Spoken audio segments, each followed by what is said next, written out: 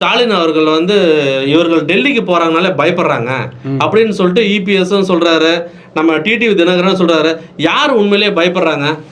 2 பேருமே பயப்படுறாங்கன்னு தான் சொல்கிறது. இப்போ மக்கள் தான் எஜமானர்கள். மக்கள் நினச்சா யாரை கொண்டு வரணும்னு மக்கள் தான் முடிவு பண்ணுறாங்க. அதனால் வந்து இவரை பார்த்து அவர் பயக்கிறது, அவரை பார்த்து இவர் பயக்குங்கிறது வந்து 2 பேர்த்துக்கும் பயம் இருக்குது. மக்கள் தான் எஜமானர்கள். எப்படி தீர்ப்பு வழங்குவாங்க அப்படின்னு சொல்லி தான், ஒன்றா டிஎம்கேவா இல்லை ஏடிஎம்கேவா அப்படிங்கிற பயத்தில் வந்து 2 பேரும் மாற்றி குற்றச்சாட்டுகளை சொல்லிட்டு இருக்குது.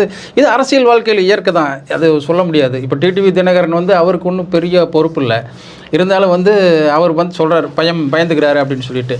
இந்த அடிப்படையில் பார்த்தீங்கன்னா கிட்டத்தட்ட டெல்லிக்கு போனாவே பயம் அப்படிங்கிறது வந்து அவங்களோட அஜெண்டாவாக இருக்கும்.